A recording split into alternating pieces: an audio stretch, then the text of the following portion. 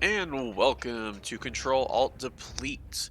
We are here. I am on the left side of the screen with Mr. Buckblind, and on the right side of the screen we have my friend and co-host Bioshock.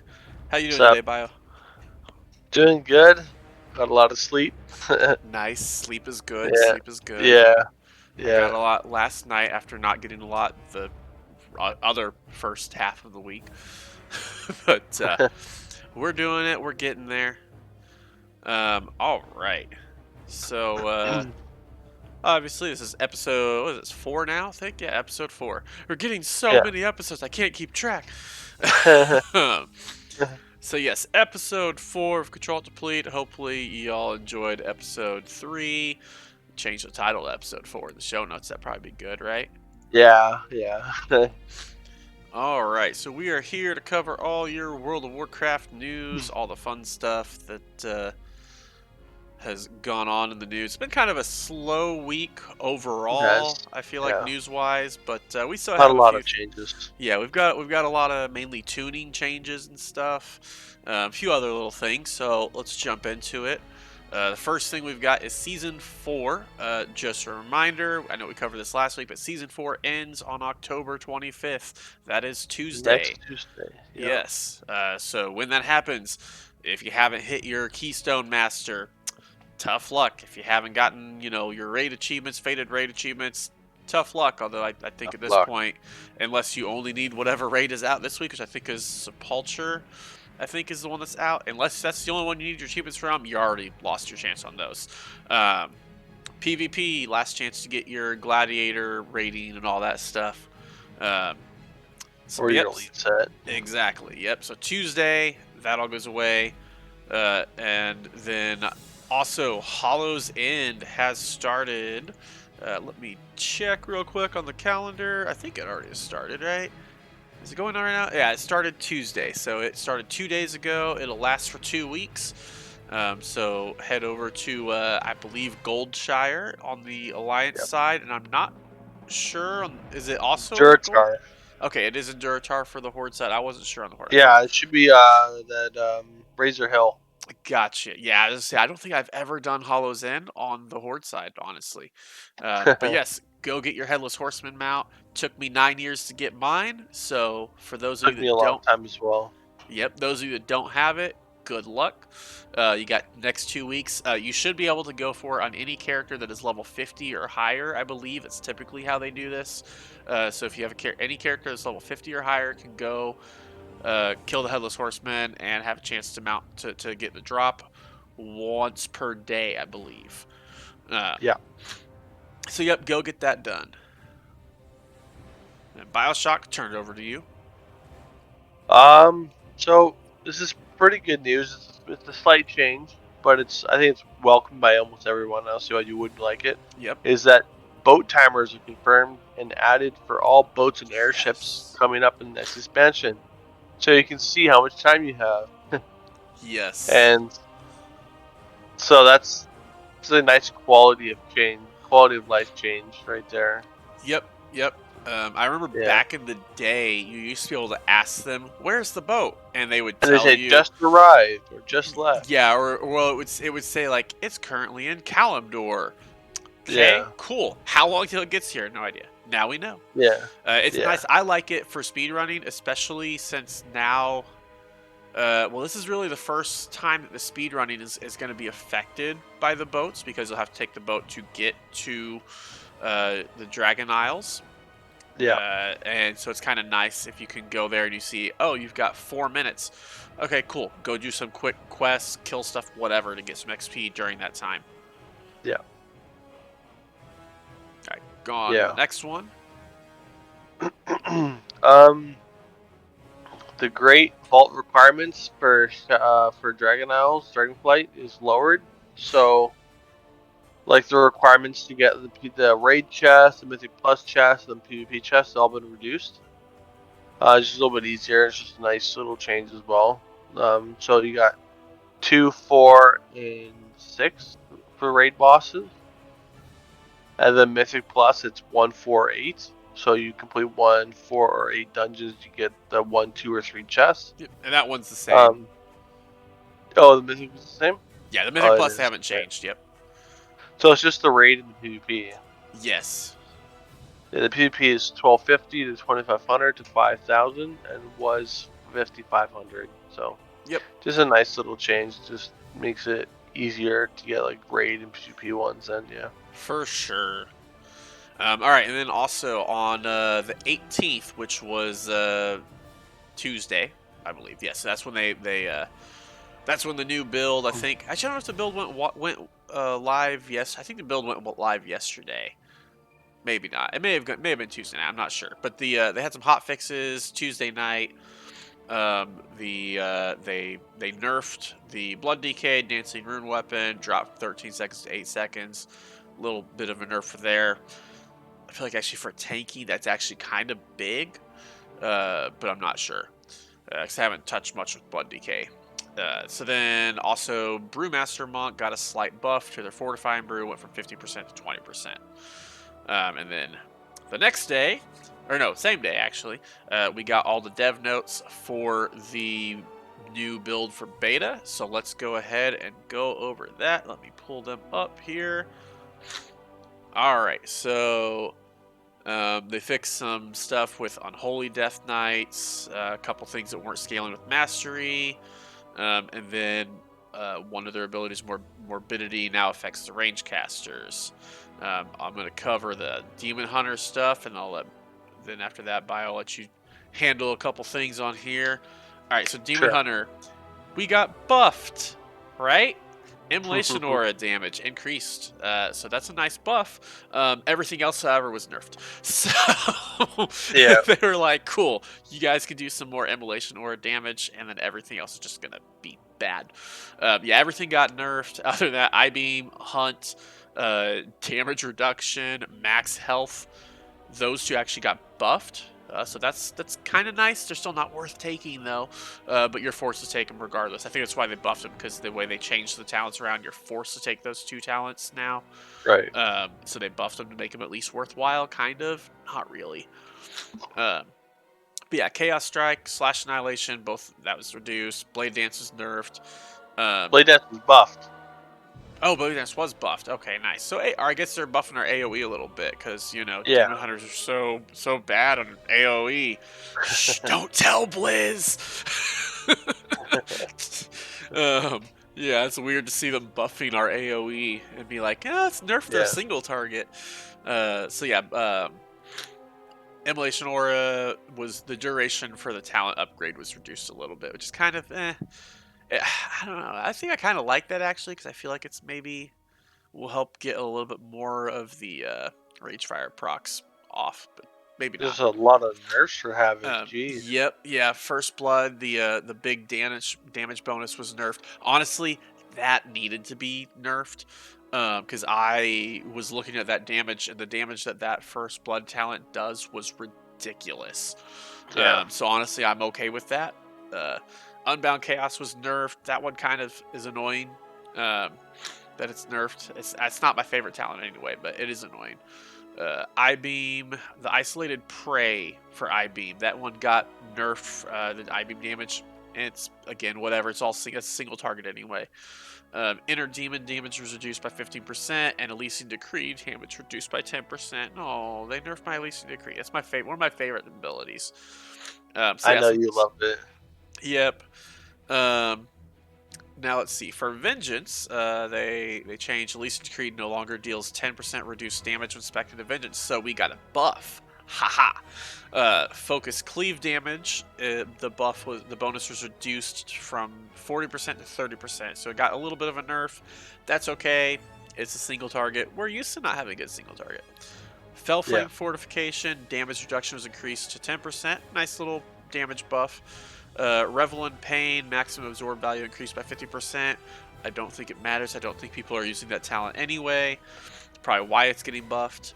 And then Cycle of Binding. The cooldown reduction per applied sigil is increased to 3 seconds. It was 2 seconds. It's a nice buff. I think that one I use on both Havoc and Vengeance, I think. Unless I'm thinking of the wrong talent. I might be thinking of the wrong talent.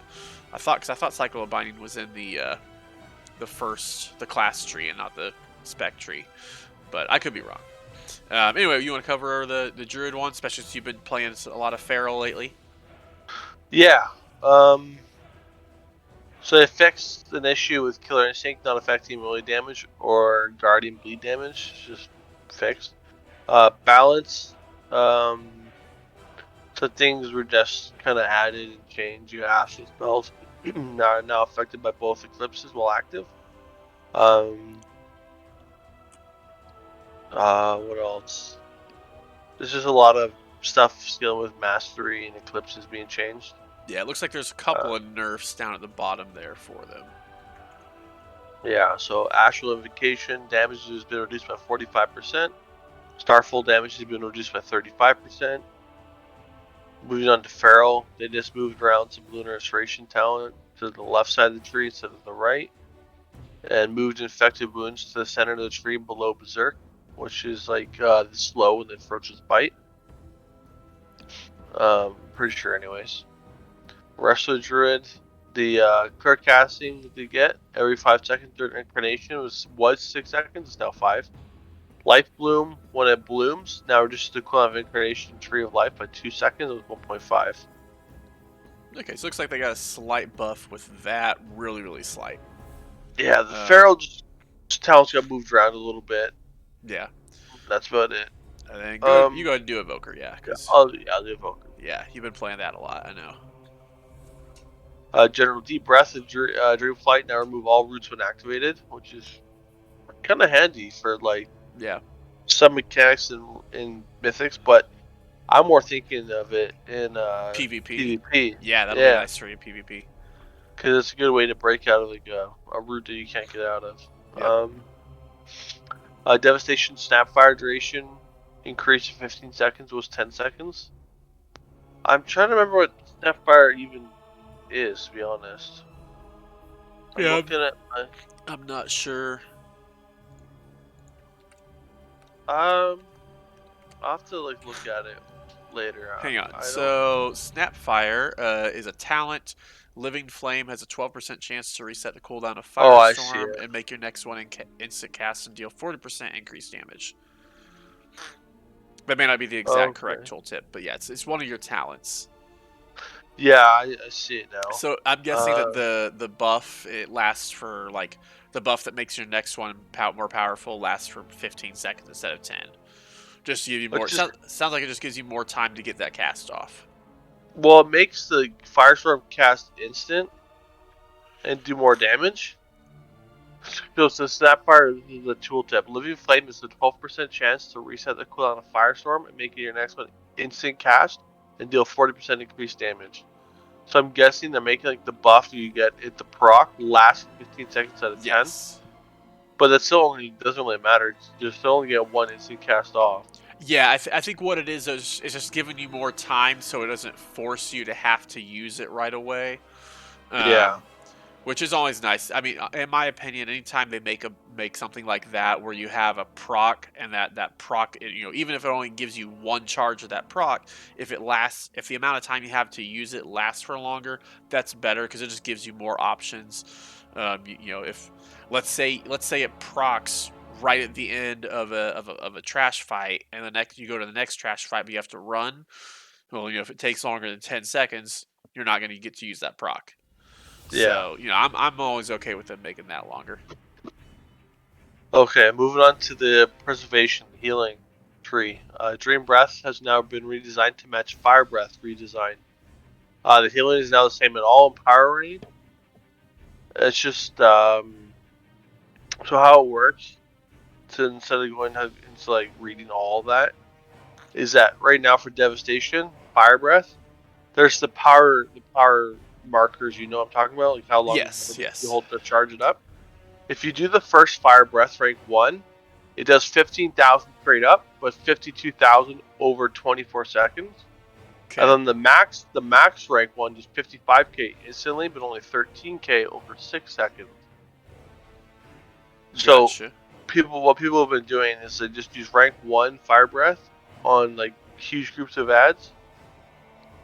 And then just keep the dot up.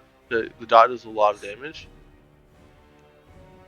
Okay. So they're kind of changing the Dream Breath for preservation to do relatively the same. Interesting. So the rank 4 will have 240% more spell power, but only a 4-second duration heal, whereas rank 1 will have a 16-second duration, but only 64% spell power. So it just kind of gives you get a stronger hot, or you get a stronger straight up heal. It's just kind of situational, I guess. Yeah. Renewing Blaze increases healing of Dream Breath by 30%, and that applies to the overtime. That applies to the heal over time. Dream Breath heal over time snapshots call you start a healing increase 20%. And just some more, just kind of like nice quality of life changes. And I'll let you get on with the hunter tree. Alright, so for Hunter in the class tree, the Arctic Bola's damage and chance to activate has been doubled, so that's a nice little buff. Beast Mastery, Beast Cleave is they fixed a little bug with that where it was activating when it wasn't supposed to. Dire Frenzy talent has been buffed. Dire Beast talent has been damage has been increased again. Again, yeah. Call of the Wild has had a bunch of bug fixes. I know they talked about that a little bit last week. I think we covered that just a little bit actually last week. Yeah. One of the things we talked about. But yeah, so they have a few bugs with that they fixed. Brutal Companion had some bug fixes as well. Then let's jump down to Mage. So Fire Mage. I know you've played a lot of Fire Mage in the past. Have you played any Fire Mage at all with Beta at all? No, I've only tried Frost and Arcane. Gotcha. Yeah, so it looks like Pyroblast was nerfed by 10%. Field of Burn was the mastery was nerfed. Nerf. Tempered Flame Pyroblast was looks like cast time was reduced. So that's a slight buff, but the crit strike chance was reduced. Duration was reduced. So those are a little bit of nerfs. Pyroclasm does increase the next damage of your next instant Pyroblast. That was nerfed by 10%. Master Flames Ignite was nerfed. So Controlled Destruction was nerfed. Wildfire's Ignite was nerfed. Fire Blast now looks like there's a bug or it wasn't spreading correctly. Now it will spread correctly, hopefully. Yeah. I was like, it'll now spread correctly. Yeah, we'll see. We'll be the judge of that. And Fire Blast, modified by Master of Flame with Combustion, now properly also spreads. And yeah, I'm surprised that you didn't play any Fire Mage because that would explain why it's getting nerfed. Background for people that don't realize every class I play in beta has been nerfed. So yes, it has. All right, go ahead and take us away with the monk and then I'll take over paladin. sure. So Mistweaver,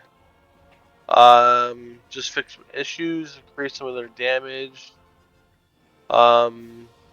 effectiveness of their equine reverberation is increased 80%, 170.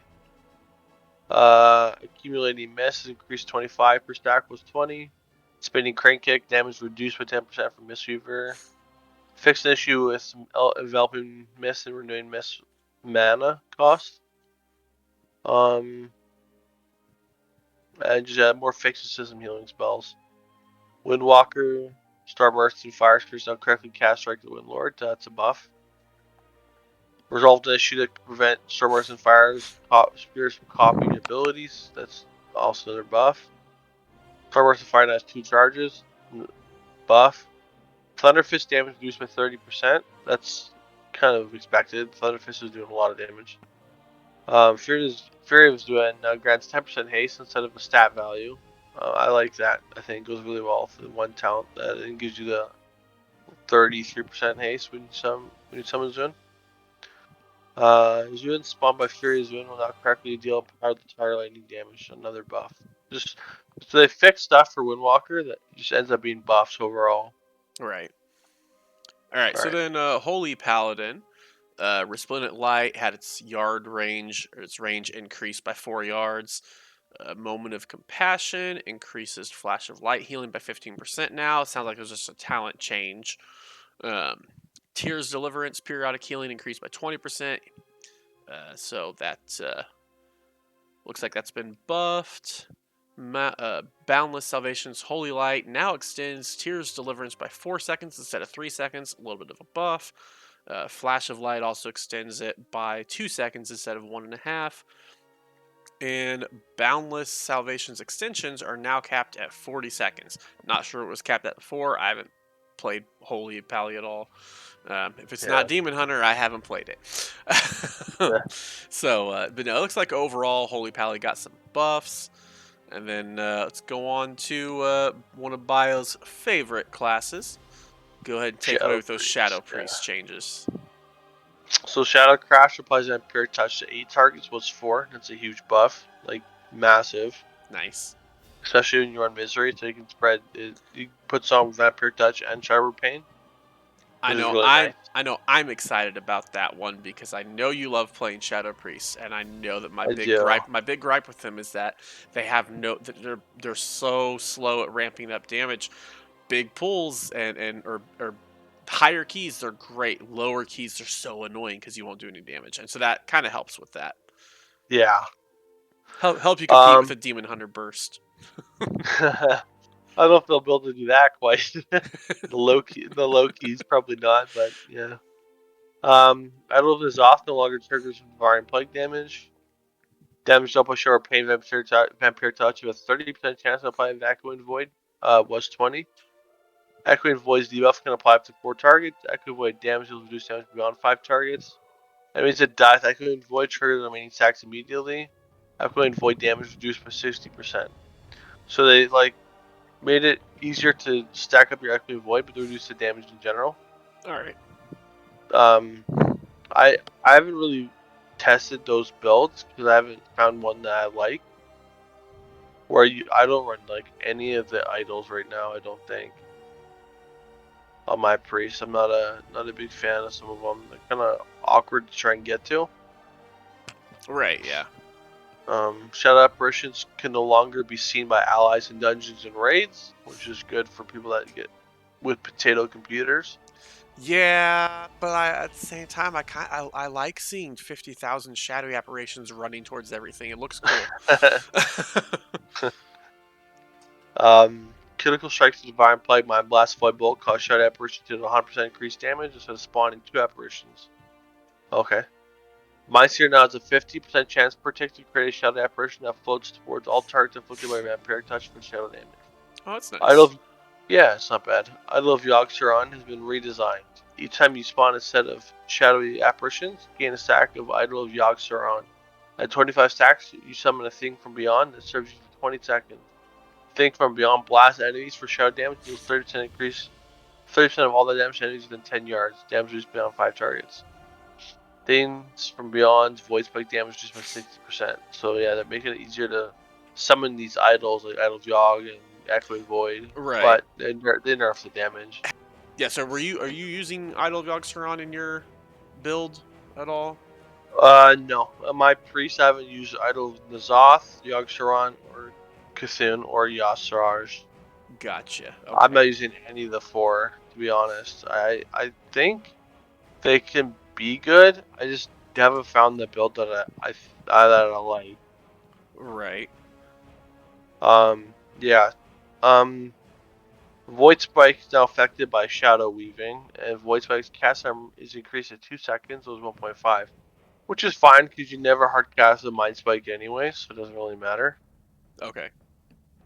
You just get instant procs of Mind Spike, because if you cast Mind Spike without a proc, it takes your dots off. So there's really no point in casting it. But,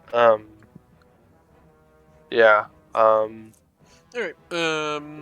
I'll go over a little bit of these rogue changes. Feel free to chime in because I know you have a lot of experience with rogue too. Yep. So yeah, it looks like just in general, some of the baseline damage abilities, rupture, ambush, instant poison, and wound poison were all increased and buffed a little bit. Yep. In the class tree, the Shiv damage, Sepsis damage, and Echoing Reprimand all were buffed by 20%. For Assassination got buffs pretty much across the board. I think some of these are the stuff that we touched on a little bit last week. I'm not sure why it didn't go through until this build, but hey, you know. So yeah, Grow, Envenom, Mutilate, Fan of Knives, Deadly Poison, Death Mark, Internal Bleeding, Serrated Bone Spike, Crimson Tempest, Amplifying Poison, Kingsbane, we're not done yet, Indiscriminate Carnage. All those got buffed. Most of those are damage buff. Indiscriminate Carnage is a cooldown reduction by 30 seconds. Oh, that's nice. I love seeing cooldown reductions. It's one of my, I don't know, it's one of my favorite things. Having quick on-demand cooldowns is just like, I love it. So it always warms my heart to see cooldowns getting reduced. And then when Death Mark is applied, it now also duplicates existing eligible debuffs on the target. And the Death Mark duration was reduced to 16 seconds, so a tiny nerf. I think overall, though, we're going to call those some big buffs. I think Yeah. they range from 13 to 35% damage increase, so that's some nice big buffs there for Assassination. Might actually, with that change, is try an Assassination and like a Mythic Plus. Yeah, that makes sense. I think it's worth trying out. Then so for Outlaw, dispatch damage and pistol damage were both reduced by a little bit. Roll the Bones. I have not done Roll the Bones since BFA. I haven't played Rogue since BFA. Broadside damage was reduced. The True Bearing cooldown reduction was reduced. Ruthless Precision crit bonus was reduced. Skull and Crossbones bonus Sinister Strike chance damage was, you guessed it, reduced. Buried Treasure energy regen was increased. Haha. So again, this is kind of like what we talked about last week, where a lot of Outlaws' damage was reduced, but some of their energy regen was buffed. So Yeah. kind of a give and take there. Opportunities bonus Sinister Strike chance was increased by 5%, so it went from 35 instead of 30. Combat potency energy regeneration was increased by 5%. Fatal flourish chance to generate energy was also increased, and summarily dispatched max stacks were reduced to 5 instead of 7. And then subtlety eviscerate damage was reduced. Relentless strikes energy restore reduced to 5. Improved shadow techniques energy regenerated reduced to 3. Replicating Shadows damage bonus reduced to 20%. Veil Touch damage bonus reduced to 5%. Deeper Daggers damage bonus reduced to 8 and 16%. So again, all nerfs across the board for Subtlety. One of the classes that Bioshock was playing, might add. Combat and Outlaw, excuse me, not Combat. Outlaw and Subtlety, both specs that Bioshock was playing on during beta testing, and now look at that, they got nerfed. Take us over the Shaman. I know you've been doing some Shaman stuff. Yeah. Start with the Elemental. Lightning Bolt damage decreased by 17%. Elemental Blast damage increased to 20%. And the stat you get from the Elemental Blast is increased. Wind Speaker's Lava Burst damage increased by 10%. Was 20, so a slight nerf. Earthshock damage increased by 5%. With Laboratory Surge Heat Wave, the damage next Lava Burst increased to 20%. Liquid Magma Totem damage increased by 125%. Enhancement. Maelstrom weapon trigger chance lowered to 16%, was 20. Damage of all Maelstrom weapon consuming abilities reduced by 10%. Focused lightning conduit values half for all ranks. Storm strike damage increased to 20%. I did not expect that. Wind strike damage increased by 20%. Lava lash damage increased by 92%. Hot hand rank 1. Lava lash damage lowered to 20, was 50. Ice strike damage increased to 20%. Sundering damage increased by 75%. Storm's wrath value increased, changed to 150, was 100. Got our Storm increased, Fire Nova damage increased, Feral Spirit and Elemental Spirits buffed, changed to 20%, was 15. Doom Wind's active Wind Fairy weapon bonus damage lowered to 10, was 25. Doomwind's cooldown increased to 90 seconds was 60. Forceful Winds bonus lowered to 40 per stack was 45. So just some slight buffs to with single target while nerfing some other aspects of enhancement. I think it's needed. I didn't think that they need a buff on Windstorm Strike, to be honest. I feel like they do pretty good single target already. Yeah. I mean, I don't mind any buffs to elemental or enhance. I feel like shamans have been weak for quite a while. I know Right. enhance had some playtime near the end of Shadowlands, but I feel like overall the last couple of expansions, I guess Ellie had a slight run there in Mythic Plus, but I feel like both those specs have really kind of been underperforming for a while, and because you just don't see a whole lot of shamans usually. So I'm glad to see them Yeah, get some fair enough. buffs. I'd like to see.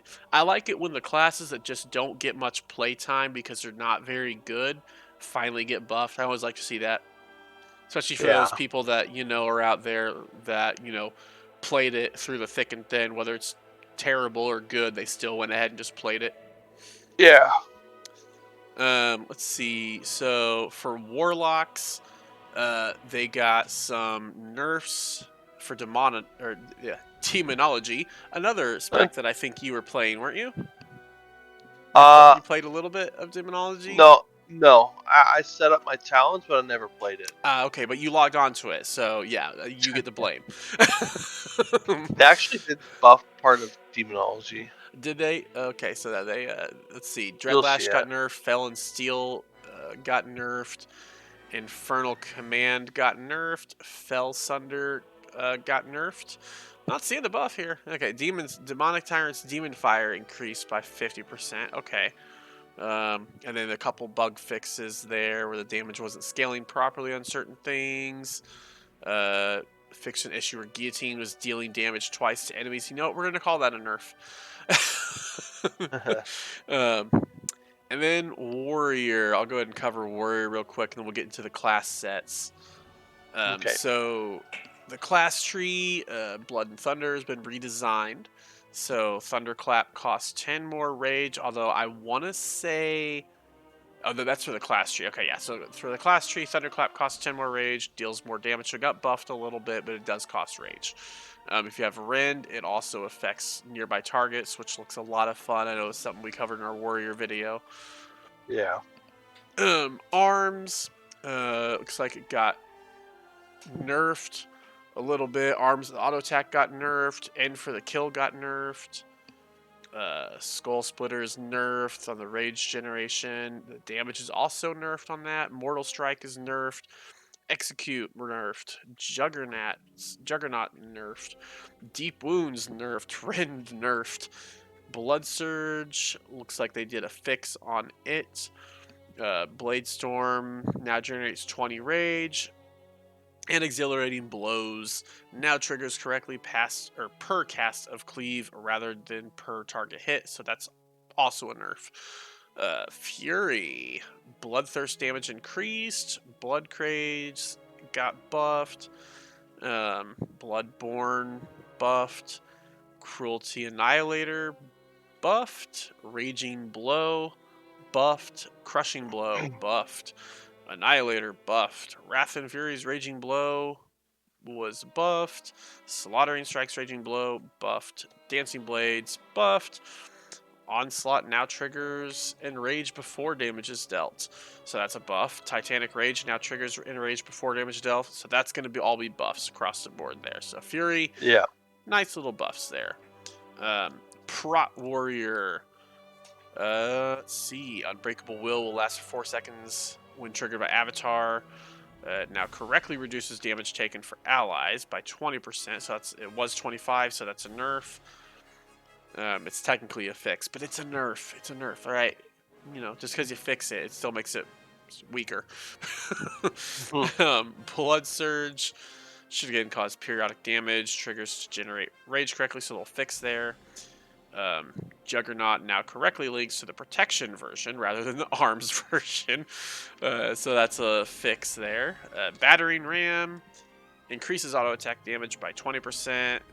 And Violent Outburst Thunderclap No longer triggers and invalidates violent outbursts at 7 stacks.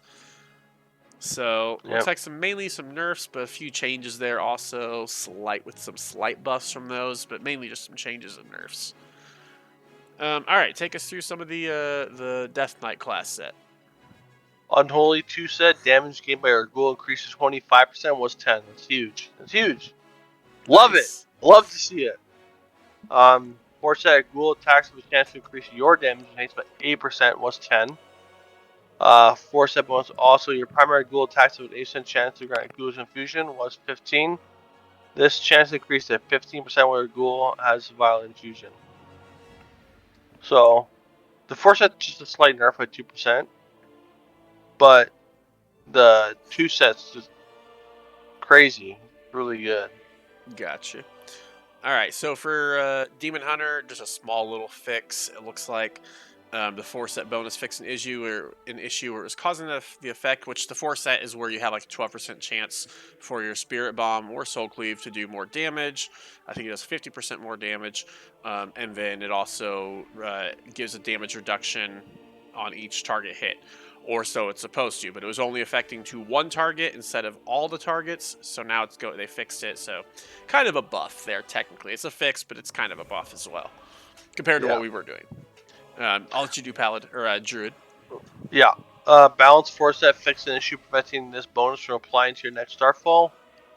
Guardian 4 set increased power of healing effect. Now heals for 2.5 times as much as before.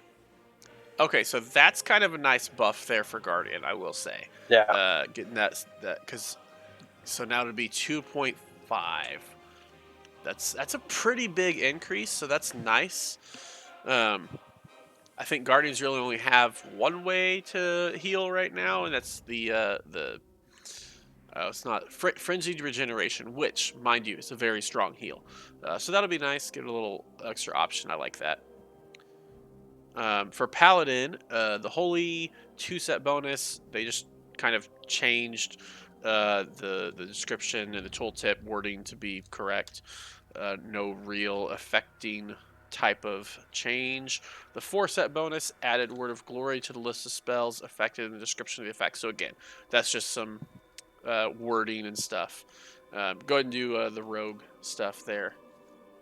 Assassination 2 set, Envenom now increases weapon poison damage to 20% was 10. Nice. 4 set, Septic Wounds now increases bleed damage by 4% per stack was 2. Nice. The Assassination is getting buffed, man. Definitely try it out. Outlaw 2 set, fix a bug that is not getting credit for spending 6 combo points. Dispatch increased the damage of Sinister Striker ambushed by 8% per combo point spent, down from 20%. That's a big nerf. 4 set, half cost use of pistol shot increased dispatch damage with 25% was 50. That's big nerf. Outlaw's getting shafted right now. It's because you were playing it. Subtlety, fix a bug causing the set to not work with Bloomblade as well as Backstab. 2 set, fix a bug that was not giving credit for spending 6 combo points. An incorrect version of the subtlety 4 set bonus was released. The correct bonus is Backstab, Shadow Strike, Strong Critical Strikes. Increase the damage of Eviscerate and Rupture by 12%. The damage byproduct by 8% for 3 seconds. So the 4 set now does reduce damage bonus to Eviscerate and Rupture by 12% was 15. And duration of bonus to 3 seconds was 6 seconds. So some slight nerfs there. Yeah. And you said you're wanting to try out Assassination with all those buffs it's been getting then? Yes. Yeah. Nice. So next week, I'm sure we'll be going over the nerfs to Assassination. Yeah, all right, and then the last one we have here is Elemental Shaman. With the 4 set bonus, they just fixed an issue where that was giving less than the intended amount of mastery. So nothing big there. Other than that, the development notes for this beta build, looks like they changed a little bit of stuff for pet battles, but oh well, not really concerned about that. PvP, instance PvP activities should now be rewarding strong boxes that contain a variety of consumables, profession reagents, and most importantly, PvP recipes. You also will get more Primal Chaos and a chance at infusions at a high rating. Primal Chaos and infusions, is that all crafting stuff? Yes. Okay. I know you've done a lot of the crafting stuff. I haven't touched it really. I never do. I don't do much craft. I'll do alchemy, and that's about it, just for the 2-hour bonus if we still get that. But yeah, I haven't. That's something I really need to look at. Honestly, is professions changes that they've made. 'Cause I know they've revamped all of the profession stuff, and I have not looked at any of it. Um, Right. and for the few professions that I do, I will need to actually take a look at those. All right, so then you want to go over the hot fixes that they made right after doing those dev notes. Clinking Strike was buffed from 149% of power to 123. Fear the Eagle was buffed by about 13-14%. Kill Command was buffed. Kill Shot was buffed by quite a bit. Ruthless Marauder, whatever that is, not sure if that is. It's a talent. Probably. Was buffed. And Fury the Eagle was buffed as well.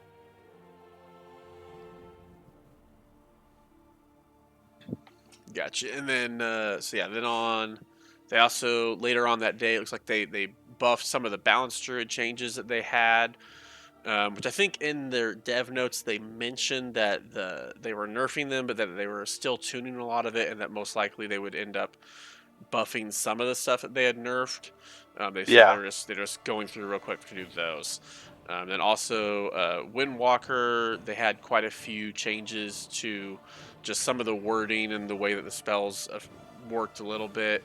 But primarily there's a buff to Strike of the Windlord, which was nice for them to see. And then also Pally's, they had a little hot fix that like gave a real tiny buff to one of their talents, the Aspiration of Divinity talent.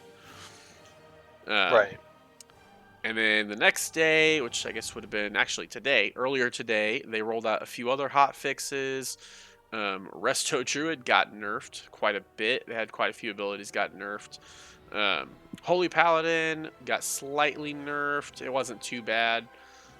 Prot Warrior, small buff. I kind of like it. As somebody I have tanked on Prot Warrior, but it's a while back.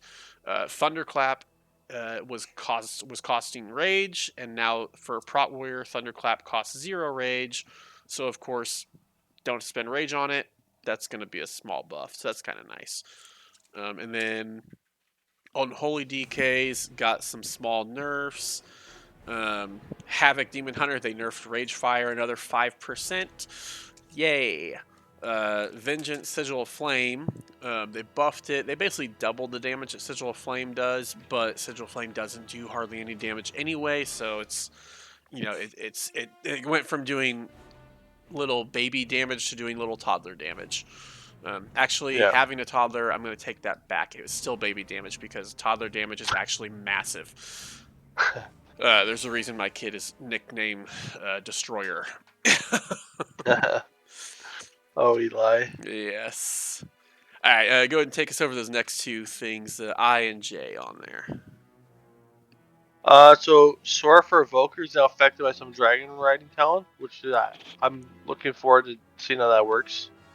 I'm wondering if you get more charges to fly, like to use the bonuses. That's kind of what I was wondering. I actually hadn't looked at the article.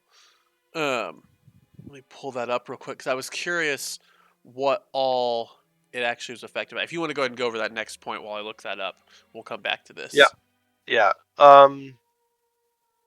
Dragonflight Legacy's premiering on the 25th, so it's upcoming Tuesday when the season ends. They're doing those short animated videos that they did for WAD and Legion, right? Yep, and they also had some for BFA and Shadowlands as well. Oh, right, yeah. They started in WAD. Yes. Those are pretty good. Yeah, I So if think you like, in WAD they covered like each of the clans, the yes, Orc clans, and then in Legion, what did they cover in Legion? I don't remember. they did a Medivh and Khadgar. Yes, that's right. Yeah, they did Medivh and Khadgar. You're right. And then Yeah, in Shadowland or BFA, they did like a Jaina. They did a right. Sylvanas, and then they did one other person. I'm trying to remember who it was. Anduin? No, it was all females. It may have been Tyrande. I think that's what it was. Just Oh, Tyrande. okay. And then for Shadowlands, they covered. I know it was like a different person for each zone, basically. Ardenweld kind of covered. I can't remember his name, but he was one of like the keepers of the groves. And then Maldraxxus covered um, Thrall's mom. I can't remember her name all of a sudden. Draka. Yes, Straka. Revendreth. Revendreth, I think, was my favorite one because it was like it was almost like a tourist attraction ad. Is how they did the Revendreth one. I thought that was really nice and cool and funny. Bastion, I believe, covered Uther. Yes, it did. Yeah, I want to say Bastion. Yeah, Bastion covered Uther. They were all really good. So I'm guessing. What do you think? Do you think we'll see one for each dragon aspect leader? I would think so. Yeah. It's kind of what I'm thinking I too. think I think they're gonna have one for each dragon leader, and I think they might have one for the villain, the last boss of the first raid. Gotcha. I maybe not. I don't know. I was just kind of thinking like they might. 'Cause they showed him in the teaser. Gotcha. That'd be cool. Razageth, the Storm Eater. Razgeth. Yeah, You it see? might. It maybe it'll. I don't know if he'll have his own, but they might have like him be involved in the other people's stuff. Right. Yeah. The other ones. But yeah, I'm guessing we'll see one for. I'm guessing we're going to see one for. Obviously, we're going to see one for Nostormo. We'll probably Yeah. see one for Calicgos. We'll probably see one for Alexstrasza. I'm curious if they'll do one for the new Green Dragonflight leader, because I would hope so, because no one really has met her a whole lot yet up until this expansion, because Ysera, is gone now. So they've got a new Green Dragonflight leader, so I'm sure they'll do one for her, especially to introduce her. You think they'll have one for Rathion? That's kind of what I'm wondering, because so with the Black Dragonflight, we've got Sibelian or Sibelius. I can't remember his name. Yes, Bellion. Yeah, Sibelian you had it. and Rathion.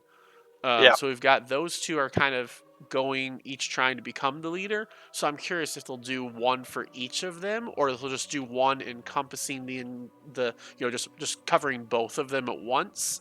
I don't Yeah. know. But those, I'm excited to see those. I always like watching those. I think probably to this day the best one that they ever did was the Jaina one from BFA, where they had the whole song. Like that Yeah. was it was so good. Yeah. It was really My good. second favorite is probably Sylvanas' one as well. I really liked the one with Sylvanas burning down a tree and then talking to the night elf that was dying there at her feet.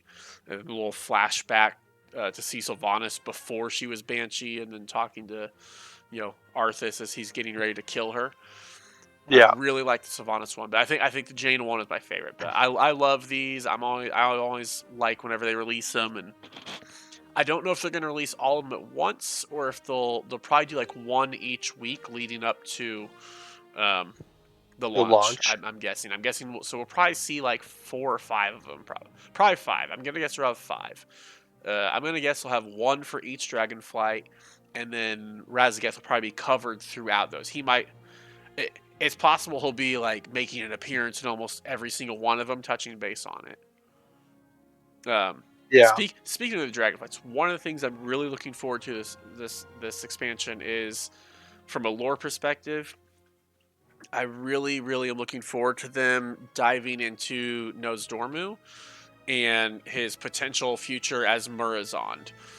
Which, for those of you that don't know, Murazond is the leader of the Infinite Dragonflight, and the Infinite Dragonflight is responsible for a lot of crap that happened. They were Yeah. real big. They were kind of part of. I want to say they kind of were part of Twilight's hammer back in Cataclysm, whenever um, Deathwing, was trying to destroy everything. But I know we dealt with the Infinite Dragonflight a little bit during that time. That's kind of the last that we've seen of them. We fought them during some of the dungeons that we went, especially the end time dungeon, I believe. Um, the 3 dungeons they introduced in Cataclysm at the end were 3 of my favorites, leading up to the Dragon Soul raid. Yeah. But yeah, so I'm hoping we're gonna. Oh, I know we're gonna see Infinite Dragonflight, and I'm kind of hoping we get a lot more information and details on Murazon and go into that storyline for this expansion, because I think that'd be really cool to see. No, it would be cool. I Yeah. know there's a lot of people predicting that Stormru will not make it past the end of this expansion, and that maybe Murazon will end up being like the final boss or the final raid boss or whatever. So who knows? We'll see. I'm looking forward to that part of it. Yeah, should be Um, good. Jumping back to the Soar, Drakthir's Soar gaining some of the talents. So let's see. It now says the the dragon riding skill track will now confer some benefits to Drakthir Soar, while the Drakthir player is inside of the Dragon Isles. So Drake and Rider training has been renamed to Take the Skies, and also increases Soar's max speed to match that of Dragon Isles Drake. So it looks like you're going to get the maximum speed in Dragon Isles. Okay. Um, Dynamic stretching, restorative travels, and yearning for the sky each reduce the cooldown of Soar by 40 seconds, reducing it to 2 minutes with all of those traits. That's nice. Having Soar as Yeah. a 2-minute cooldown, that'll be really nice. Then together with Drakthir's familiar skies, that results in a possible 1-minute cooldown. So that also would be really nice. And then Winds Yeah. of the Isles, which Winds of the Isles is the talent, I believe that um, if you see like the little tornado swirly looking things, you can fly over it on your dragon riding mount and it launches you up in the air. It says that those will also affect Soar once you've unlocked the Winds of the Isles talent. Right. Then looks like they also in that same post they updated some stuff in the racing. They just updated some of the times. You can now change mounts during the start countdown and not fail the race. Being a passenger and jumping quickly between different riders using ride along should no longer remove your whelp visual. I didn't even know you could do that. And you can now use all of your dragon riding abilities during the races. So just a little bit of changes on those. And then the last little bit of news, I guess, yeah, it's the last little bit of news. That's right. So last little bit of news. This is something that Bioshock actually helped me discover the other day when he sent me a video of somebody doing a speed run of 3.5 hours for beta. So I hadn't had a chance to actually test leveling really because of the bugs to Demon Hunter, but they nerfed the leveling XP for leveling from 60 to 70. They nerfed it. It was like 18.7%, something like that is what my math came out to. Most of that are on the last few levels. There's actually a couple of levels, especially the earlier levels, where you actually require more XP at the start. Like I think the level 61 and 62 to get to those, you actually have a little bit more XP. But overall, they nerfed it. It was somewhere in the neighborhood about 600,000 XP less now. I know the Right. very last level, so you needed like 1.1 million XP for the last level, and that got dropped to like 400,000. So that was a big nerf there. But yeah, so that should help leveling alts and stuff, especially. But no, that'll definitely decrease the leveling time. I believe, I haven't tested it, but I do believe that now you will be able to hit max level just through doing the campaign, but I'm not positive on that. I could, Right. like I said, I haven't been able to test it. Before, you were coming about 2.5 levels short. I think this might fix that, but again, you still might have to do side quests. I know Yeah. combined with like bonus objectives and stuff, I think it will be good. And then let's see. So the other thing that we had, and we'll kind of go into some discussion on this. Last week they announced pre-patch testing on the PTR realm. I think we talked about it during. I saw your face. I think they talked about that on our last podcast, and we were all excited. We're gonna go test the pre-patch, or so we thought. So the pre-patch launch or testing started, and then it ended very quickly. It's supposed to last for like 3 days. I think that dropped to about 3 hours. Is about all it was up for. They had a bunch of bugs, a bunch of issues. I can't remember exactly how they worded it. It was something along the lines of they had to cancel the testing due to unforeseen circumstances. It's like their wording on it. But yeah, so um, that testing got ended really quickly. um, Wowhead did manage to kind of look at some of the stuff and gave a list of things that we're doing. So just to cover that real quick, um, so one of the big things, and it's probably the main thing that is happening, are the elemental invasions. So there's going to be in 4 different zones, and you can go and kill different elements that are there, and there will be elemental lords that you can kill. If you kill all 4 elemental lords, that'll get you a feat of strength for the pre-patch. So make sure to go out once the pre-patch starts, which, and we'll discuss this here in a few minutes as well. The pre-patch launches Tuesday, the Yep. 25th. Yeah, we'll go over what is in pre-patch, and then we'll discuss that launch date because I got some thoughts on that.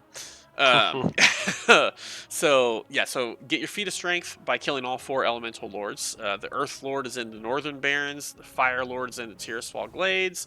The Storm Lord is in Ngoro Crater, and the Ice Lord is in Badlands. There'll be I'm not sure on the timing of the invasions. I think there's probably gonna only be one up at a time, most likely. And then rotating, my guess, probably like every 2 to 3 hours, they'll probably rotate which zone is having an invasion. I feel like Yeah. it's how they've typically done that in the past, but we'll see. Would have liked to tested it ourselves, but we didn't get to because they had already canceled it by the time we were able to log on. You want to talk about the catch-up gear and where we can get those from? Sure. So I'm a little upset with the catch-up gear. I mean, it's not terrible, Me but too. I was expecting higher. So right now, it's state of mind that it's going to be 252 item level gear. I was really hoping for 280. But it is what it is. It can be purchased with primeval. Yep, Primeval. Primeval. Yep. Primeval essence. And that drops from primal imbued mobs and elemental lords. Killing the bosses, killing the ads, doing all that stuff. You get your gear. Yep. So that's not only catch-up gear, but it's transmog gear that will not be in the game after the pre-patch. Similar to how the other expansions, like in Legion pre-patch, there was the Yep. the Fel infused gear. Yes. It's be similar to that. So get your transmog gear done, because it'll go away. Yep. Yep. There's also going to be a toy that will be a reward. It's called Bag of Furious Winds. It is not a bag, unfortunately. When I first saw it, I thought, oh, we're getting like a 34, 36 slot bag that'll be like soulbound or something. No, it's just a toy. It puts a vacuum above your head that will last for 10 seconds and suck in critters that are within like 30 feet of you or something. And it's got like a half an hour cooldown. So fun little toy, whatever, you know. Then also there are going to be heirloom trinkets that are available. All right, so the heirlooms, which are trinket heirlooms, so those are nice. That is the last reward for the event. Oh, you craft it. So it is a rare drop. The recipe. Oh no, you get. Actually, here's what it is. So from each elemental lord, you must obtain a rare drop from each elemental lord. So the Earth Lord has dimmed Primeval Earth. The Fire one has dimmed Primeval Fire. Then dimmed Primeval Storm from the Storm Lord, and dimmed Primeval Water from the Ice Lord. Once you have all 4 of them, you combine them with each other, and then that'll give you the Unstable Element Confluence, which will give you. It's an heirloom trinket, which is nice. It's always good to get those. I actually like this one a bit better than the other heirloom trinkets, Yeah. because most of the heirloom trinkets aren't very good. So this one Yeah. is going to give you, a certain percentage of your primary stat. And then when it's equipped, you get a spell. Your spells and abilities have a chance to usher in primal magics, dealing damage to the enemies and buffing allies. So, what that exactly will be, I don't know, but a nice little damage buff and stuff like that. So a nice little heirloom trinket to use. I'll probably end up using that when leveling, honestly, because most of the trinkets that I currently use are the best ones for leveling, just heal you for 2% whenever an enemy that gives experience dies. So getting Yeah. damage is going to be better. So I'm actually looking forward to that for speedruns. And then if you want more information, go to Wowhead. Also, they have Blizzard did put the official pre-patch notes are out. Checking on all that. It's really just kind of discussing all the changes with like talent trees and the systems and stuff that are going in through that. So feel free to check that out at some point. And check it out soon, because as our next topic covers, pre-patch is launching on the 25th, which is in 5 days. So Ready or not, here it comes. yeah, I was definitely we knew season 4 was ending on the 25th, so Yeah. no big deal. I was expecting another week before the pre-patch would come out. I was not expecting it to come out right away, and I think they were too, but I'm surprised that it's coming out considering the testing failed.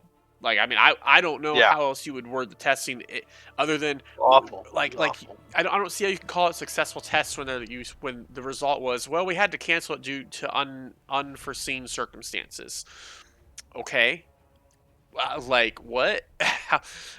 So I don't know. My hope, they've not announced anything yet, although there is a new news message after 11:09. Just some hot fixes. We'll touch base on that in a minute, probably. So yeah, I'm hoping that maybe tomorrow they'll do another test, but they've not announced anything, so I'm not. I don't think they're gonna. And I'm a little Yeah. concerned, and it makes me concerned for the state of Dragonflight as a whole, because as we've seen, there's been tons of weird bugs and stuff that are like, they're minor bugs, but they're also kind of game breaking slightly. Yeah. We've had the vendor bug, which, yeah, it's whatever. It's one little bug. It's the vendor. But you can't vendor anything. That's game breaking. Yeah. Like, if you can't sell anything, if you can't vendor anything, that is game breaking. It sounds small, but like that does break the game. That's a major bug. We've had the bugs last week with the UI bug on the dragon riding. UI was all screwy, and your vigor recharging was all bugged out and stuff. This week we have a bag buff bug again, where and it's not on every character, but some characters are just having issues where, I know you had it earlier. I saw it on a demon hunter my monk hunter that I copied over. The bag is just grayed out. You can't see anything in your bags. Yeah. You can hover it, but you can't see like the actual Yeah, icon. and that's. I mean, I'm sure it's a small fix, but again, it just seems like every single week we're There's a new playing. bug. It feels like we're playing whack-a-mole, and you get some big large bug that's affecting everybody, and they wait the whole build to fix it. They fix it in the next build, but then as soon as they fix it, well, here's another big bug that's affecting everybody, and then just wait the whole week to fix it. No, I'm sure. I know that they're working hard to get all this stuff, but I'm not. I'm not concerned about the fact that there are bugs. I'm concerned about the fact that there are bugs, and we're still, seems like they're ready to go ahead and launch the game with as many Yeah. bugs and issues as there are. Like, I totally get there's going to be bugs. Always. You're never going to have a launch that doesn't have bugs. And Right. it could be big bugs, small bugs, whatever. But I just feel like it's not ready. The game's not quite ready. I think there's still some classes that are very unhappy with their talent tree layouts. I think Vengeance talent tree layout was excellent until the last changes, and now the Vengeance class. Well, I guess Demon Hunter class tree layout. The Demon Hunter class tree layout that they changed is not cool. I don't like it at all. But they're done changing the talent layouts. Now it's all just tuning. So we're just stuck with a bad talent tree where it was a good one. Now we have to waste talent points on talents that we didn't want to use because they weren't very good. They're just going to force it to us. They took Yeah. away all of our CC stuff. So like before, you were going to use CC because it went along with the path and it was great because you can have all the CC. I don't have any CC on my demon hunters anymore except for Imprison. Right. That's it. Like I don't have Chaos Nova. I don't have Sigil of Misery. They took Sigil of Silence away from Havoc, so that's only on Vengeance. Luckily, that's in a spot that actually is good to use. But yeah, I don't like the changes that they put on there. Because it just forces you if you have to choose between getting CC abilities, and it is a lot of classes. I feel like you're forced between choosing CC abilities or increasing your DPS. And Right. 99.9% of people are going to choose to increase their DPS. Yeah. And I think, as we've discussed a little bit, stuff like that's going to cause issues, in my opinion, in Mythic Plus, where you're going to go in, you're going to have a group that just has no CC, no stuns, no nothing. You got your interrupts, and that's it. So that's concerning to me with some of the layouts and stuff. Again, the pre-patch testing, it's all bugged, but they're going through and pushing it anyway. Like, I want to Yeah. know. I still have not fully seen any details as to what the reasoning was for them canceling it. They basically just said it was canceled due to unforeseen circumstances. What does that mean? Yeah. And is it something like where I mean, it's such a vague description. It could be something where there was something that was some bug that was breaking the game. It could be, oh, we didn't intend for that to be in there. Or it could be as simple as Joe Smo called in and was supposed to oversee it. I highly doubt that's the case, but it could be as simple as that. I don't know. Yeah. Um, but yeah, it's concerning to me that they're pushing through the pre-patch already. What are your thoughts on that? I don't know. I don't know, man. I don't know. What do you think about the testing that they had and the fact that it crashed? Well, I canceled. I get stuff like that happens. I feel like they should have tried to redo it even during the week, even if people weren't not a lot of people were around. I think they should have done some testing. Yep. Like they planned it for the weekend, didn't they? Yes, yeah, it was supposed to go from like Friday until Monday, I believe. And it went Yeah, if it from doesn't work, Friday why afternoon until Friday evening. why not implement it on Monday or Tuesday until Friday? Just to get some testing, or maybe Yes. this weekend do it.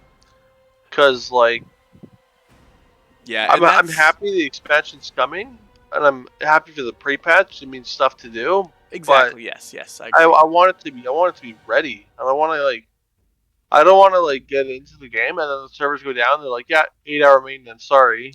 Yes, that's my thing. I don't want like what I am looking at right now is uh with whatever issues they had. I don't know if it was server instability or what, but if you had those issues, if you're not going to do another round of testing, you don't know if you fix those issues. You can think that Yeah, you fixed it, but until you actually roll it out to test it, you don't know that the issues are fixed. So if it was yeah, something, if they took it down and canceled it because of some issue, they don't, unless you test it, you just don't know that it's ready. So you might still have that same issue. And what I don't want to see, because it's bad, it's bad publicity for them. It's just bad for the community. Tuesday, pre-patch is here. Go do your pre-patch. Everyone jumps onto pre-patch. Game breaks. Everything's bugged out. Nothing's working. Everyone gets mad. People cancel their pre-orders. People, because that's what's going to happen. People, if you get, all it takes is one streamer to go, yep, wow, sucks. This pre-patch is a failure. Don't buy Shadowlands. I'm canceling my subscription. I'm canceling my pre-order. And then you've got a million people that are going and doing the same thing just because that person said they were doing it. Um, yeah, so and I feel like that's been happening a lot lately, especially with WoW, where you get certain streamers that are real popular and stuff. They criticize it, and then everyone just goes, "Oh, WoW sucks," without ever actually checking themselves or anything, you know. But Yeah. that's another tangent for another day. But yeah, Yeah. I want the pre-patch to go smoothly. I want it to um, I want it to work properly. I totally understand if there's going to be bugs. I just want it to be smooth enough that people go, that's expected. Um, Yeah. and I really want launch to go. I'm very concerned about DDoS attacks on launch night. That's probably my biggest concern for launch night. Because if you look at the Overwatch 2 launch, it was awful. Part of that was their own servers just not having the queue capacity, but they also had DDoS attacks all night long, and people had 40,000 queues, like 40,000 people ahead of them in queue. And it was taking people hours to get into the game, and then as soon as they get in, it would get disconnected because of the DDoS attacks.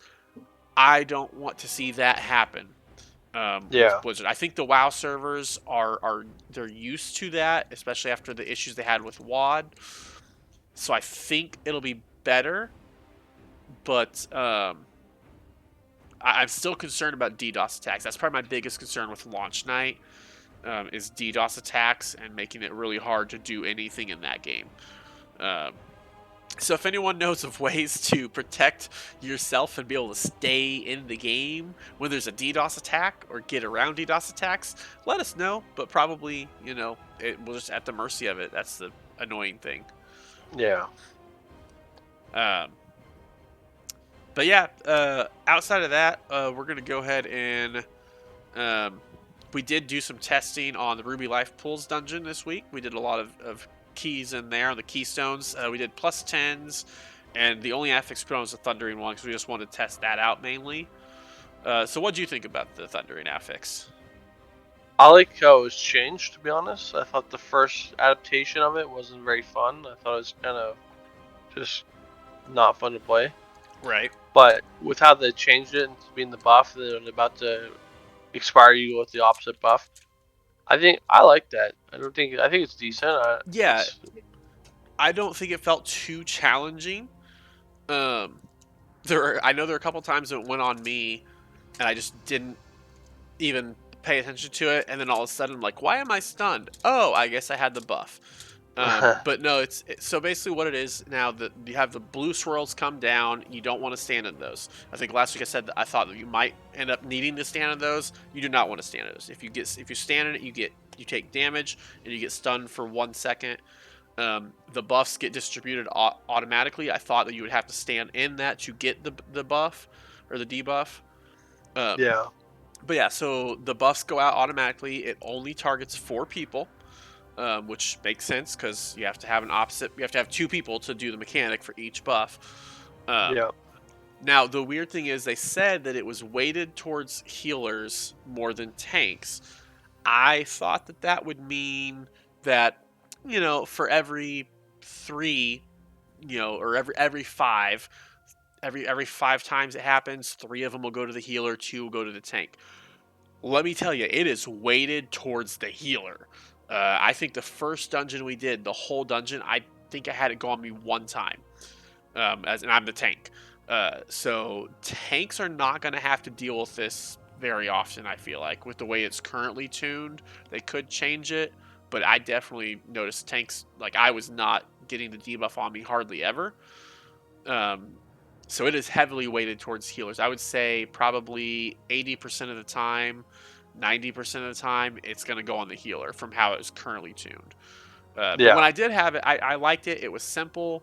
Um, I like the flexibility it gives. Like obviously, you want to try to keep the buff on you until the last second. But if you're in a situation where you just need to get rid of it, you can. So it kind of gives some flexibility there.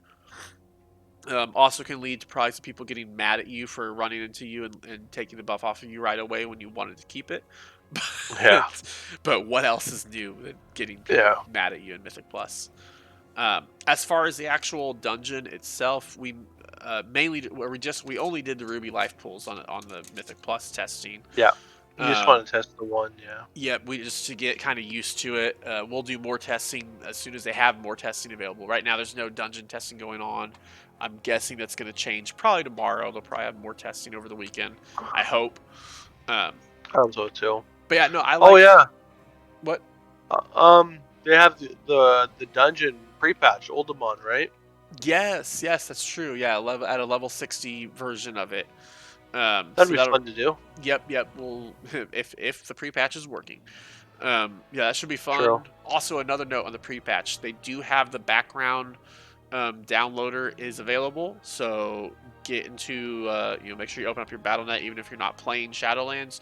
Open up your BattleNet, let it update the pre-patch, and download everything ahead of time. So that way, when it is pre-patch launch day, you don't have to sit there and wait for an hour for everything to launch to download and install.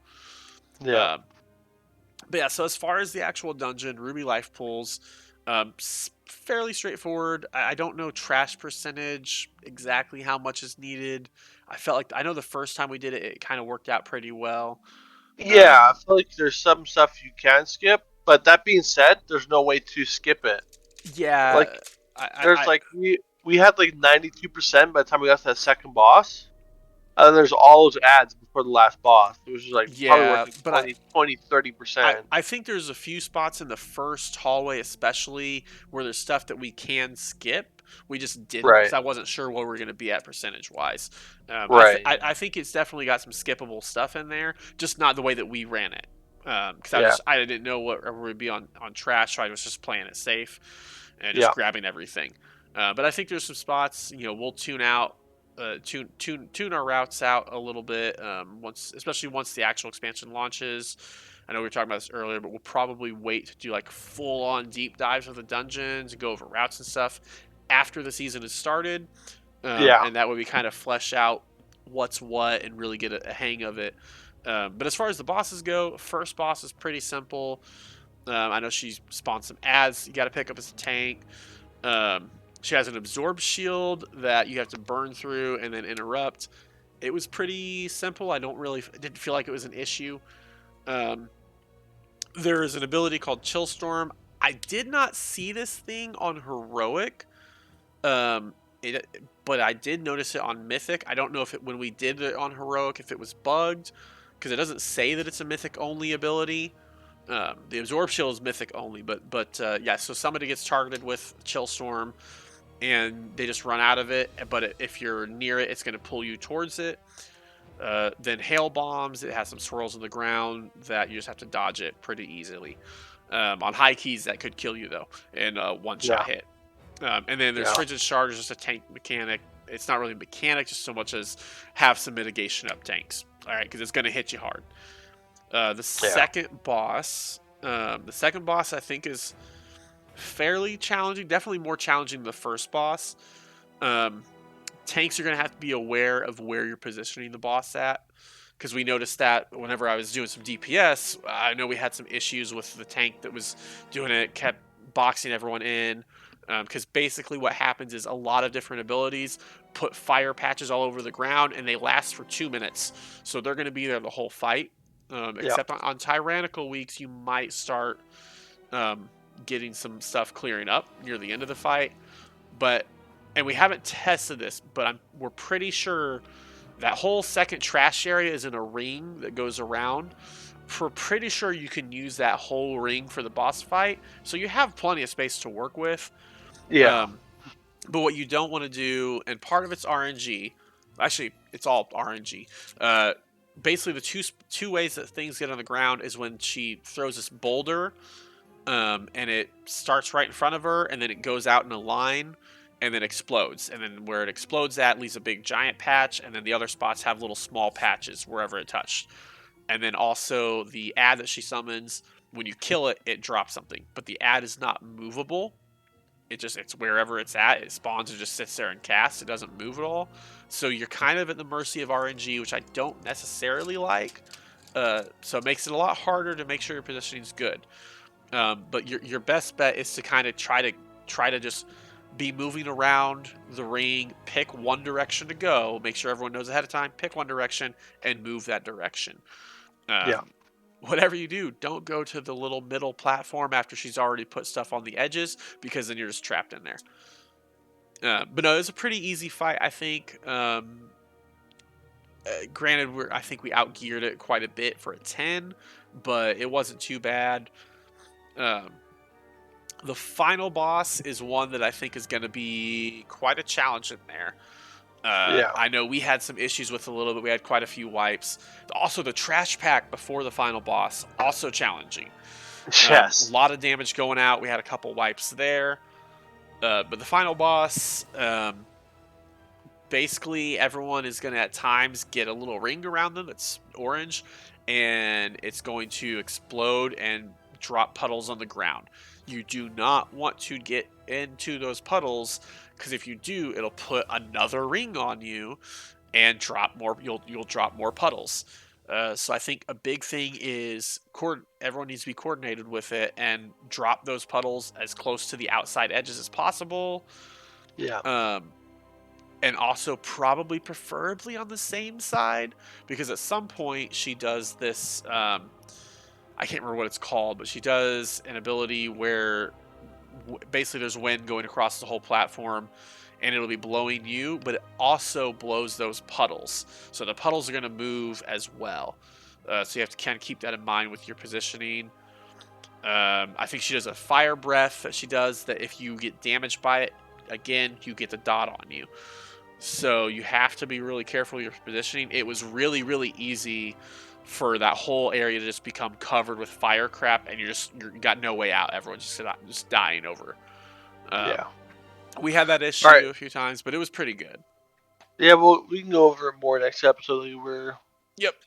planning to. So the last thing is our add-on of the week, which is DBM and Bigwigs. So let me get logged in, and we'll cover a little bit. So you want to go over what DBM and Bigwigs do a little bit, Bio, while I'm getting logged in here? I don't know about big wigs really. It's the same thing as DBM. It really is. Okay, I'm one is British and one is English. That's pretty much the main difference. okay. Yeah, so DBM bigwigs is like it's like a handbook for like how to do stuff. You got like boss fights that'll like pop up and tell you what you need to do, or what not to do, or use defensives or target this, stuff like that. Um, I haven't always used it, but now that I'm gonna start rating this expansion, I definitely am gonna be using it, obviously. All But right. yeah. Yep. So Bigwigs and DBM, they basically have the same things. They just look a little different. And again, like I said, Bigwigs is usually like in a British voice, and DBM is got usually an American accent. But that's just a voice thing. I personally prefer Bigwigs. I run both of them though. I just have Bigwigs as my primary one. But as you can see up here on the left side of the screen, and you can probably hear the audio of them counting down. So whenever you're in a dungeon or a raid, it knows it's programmed with the different abilities that are in there, and it's got timer bars that are going to tell you, hey, X ability is going to happen in 15 seconds. What you can see here is, so if, let's see, I start a test bar. So there's a bunch of little ones. So these all have, 50 seconds, 20 seconds. Once it gets down to, I believe, 10 seconds, now it moves to these bigger bars. Which, let me move those down here. So now I have these bigger bars, and you can adjust the size and everything on all of them. But you have these messages, so like, it also has a little text message that'll pop up in the middle of the screen there that'll kind of just give you an alert. Like, see here, it says the ad spawn. 3, 2, none of these are giving those, of course. So here, test mode starts. So right there's a little more information there. Usually just a little text warning you, that disability is happening right now, test bar expired. But it's got, like I said, it's got all the bars, the timers on there. It tells you abilities. There's some stuff it'll tell you, if you get mark of such and such on you, take it away from group, stuff like that. Lots of little information and guides for the raids and dungeons. Um, for DBM, just downloading and installing DBM will cover the raids and the dungeons. Bigwigs just covers the raids, and then Little Wigs covers the dungeons. But they all work the same way. You can move stuff around. You can change the audio for the different alerts and stuff. I know for event sounds, you can change it. I know in Counter Victory, you can get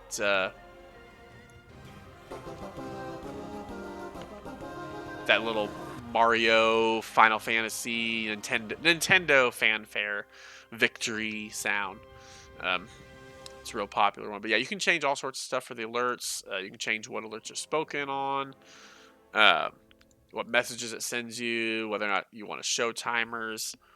You can move the bars anywhere on your screen. I have my DBM usually at the top left, just so there's a backup. And then I have big wigs in the middle that'll pop up right underneath my character so I can see it all the time.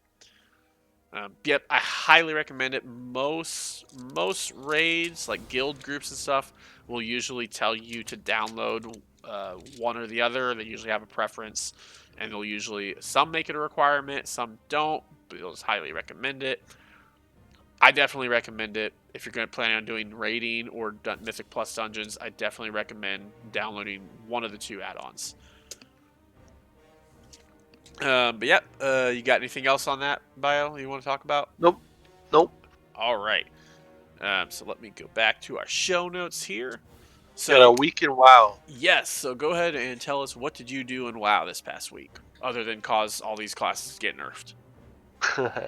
I'm so sorry. I'm sorry, everyone. I've been playing. Oh, sorry, good stretch. I was testing out.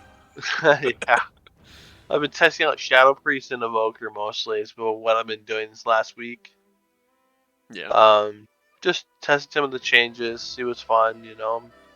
I'm trying, and I know this is not a lot of people that know me are like, yeah, you're not gonna be able to do it. But I'm trying to stick to 3 characters just at a time that I'm gonna be playing. And I've just kind of been trying like a lot, like almost everything to see what's like the most fun to play. And I've really enjoyed Shadow Priest and Evoker recently. But week in WoW, I'm probably also gonna try my Feral out a little bit more because I really enjoy that as well. I liked your Feral. I definitely liked your Feral. I really enjoyed Feral. It's a lot of fun. But Evoker is, I gotta get a soft spot for it now. I got a correct build. I've had a lot of practice. I'm doing good numbers finally. So it's kind of nice when you, because when you're doing low numbers, you get a little discouraged sometimes. Yeah. But I found a good build from somebody that was doing really good, and I've been practicing it. It's been good. So I've been playing a lot of Evoker and Shadow Priest, yeah, but I'm going to be working on my Feral some more too. So that's my week. All right, and then as far as my week goes, let's see. We did the dungeon testing. That's about it. Tried some tanking out. I like the feel for it. I still feel like we're a little bit weak on our soul fragment generation for vengeance, but is what it is. It wasn't too bad. I was enjoying it. It felt strong. The dungeons that we did were pretty good. Tried some Havoc out. I really liked Havoc. Had a lot of fun playing Havoc, other than the playstyle. The damage was great. I hate the momentum build so much. I hate when they do it every expansion. They try to make momentum's been the top build for like 2 expansions now, but only like 5% of people actually run it because it's just not a fun build. It's so sketchy to do in dungeons, especially. It's not so bad in raid, but in dungeons is really not a smart play. But so I've kind of been testing that a little bit.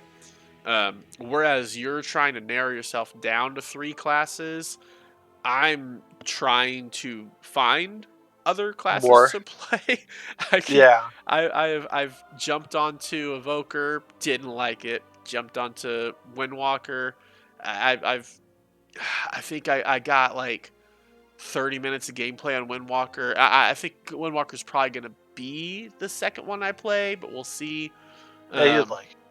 I like the play style. I think part of it was not having much gear because my Windwalker's under geared. But Right. I played it for a little, just a few minutes. Just like it's not a demon hunter. It's not as much fun. I Yeah. have, yeah. Every class I try, I'll play it for a little bit, and then I go back to demon hunter. It's just demon hunter's where it's at for me. I think I will try some hunter out this week. Maybe Beastmaster, for leveling purposes to see. Kind of, it's nice to have kind of a ranged that's instant cast. Could be good for Beastmaster, so I want to test that out and see how it works, see how it plays. Um, but yeah, excuse me. I need to check out some of the other tanking classes. Just haven't had a chance to really. Um, I want to check out Guardian Druid, and I one that I really want to try to figure out is Brewmaster Monk. I've tried it a couple times, just don't like it, but I really want to try it out and try to get the hang of it. It's the only tank class that I don't have hardly any experience playing in. I've tanked on Blood DK, I've tanked on Prot Pally, I've tanked on Prot Warrior, tanked on Guardian Druid, and tanked on Vengeance. Brewmaster, I've never done more than like normal level dungeon. I don't think I've ever even done a heroic on it. I just couldn't get the feel of it. I think part of it is how it works, but I don't like trusting the healer. But I think they gave it some more self heals this expansion, so that'll be nice. I want to test that out. Gonna do some leveling runs to test out the new XP changes. That's another thing on the XP changes. They also made it so the bonus objective rares. The way it was working was you kill the bonus objective rare, um, and you got 1500 XP, and that was that. Now you also complete a bonus objective quest when you kill that rare, and it gives you like 11,000, 10,000 XP. It gives you a normal amount of quest XP. So the rares, when you're leveling, way more worth it now. It's like a Right. 1,000% increase in XP for the rares, basically. So that's excellent. Very happy to see that. Um, I think they've changed a few things around with the leveling. Some stuff that wasn't giving XP before. I found some treasure chests, which I hadn't seen yet. I've seen treasure chests there, but they weren't giving XP. Now they're giving about 5,000 XP from what I've noticed. So that's nice to have. But yeah, I think tomorrow night you and I are gonna do a dual speed run kind of. Yeah. We'll be leveling up together just to practice for launch night. And I think Saturday I'm gonna try to do a speed run on my own. I don't think I'm gonna do one tonight. Probably gonna get some sleep after I eat here in a little bit, but we'll see. Um, yeah, I don't know how much I'll be on tonight. We'll see. But no, I think leveling wise, I think we're in a good shape. From an expansion viewpoint, I think they've got the leveling down a lot better. It looks pretty good. I'm happy with it. It's just everything else that I'm concerned about. Yeah. But we'll see where we're going. We'll see. Trust in Blizzard, even though they've not always proven that that's a smart move. But we'll see. So yeah, I guess that's about it. Um, Yep. if you want to check out any of the other stuff, I've got a speedrun videos on my YouTube channel, stuff like that. Follow me on Twitter at BuckblindDH. Check out our Twitch whenever we're streaming. Mine is twitch.tv/Buckblind. YouTube channel is Buckblind the Demon Hunter. And then bio, what are your socials over there up in the QQ corner? underscore Bioshock for YouTube and Twitch. One of these days I'm going to get this pointing correct. The little reversed screen thing always makes it difficult. Let's see if I can get Oh, my finger's gone. My green screen's. My finger's gone. Okay, that was cool. Oh, that's the kind of day it's been for me. All right, but yep. So yeah, no, let's come check us out. Appreciate all you guys for watching the stream or watching the video of the podcast, listening on Spotify, Apple, RSS feed, all that stuff. Check out the video on YouTube. It'll be up Friday afternoon probably. And one last thing before we go, blame Bioshock for all your nerfs. Yep. Thank you all. We look forward to the next one. When next week we'll discuss all the nerfs to. Oh, what class did you say we're going to play this week? Volker and Feral. All right. So yes, expect some nerfs to those. Yeah. Oh, assassination. That was it. You said you were going to try out assassination. Oh yeah. So yeah, let's Yeah. we'll discuss those assassination nerfs next week. Anyway, y'all have a good one. Bio, you got anything else to add? Nope. Alrighty. I'm good. A man of few words. All right. See you Thank guys. you all for watching. Bye.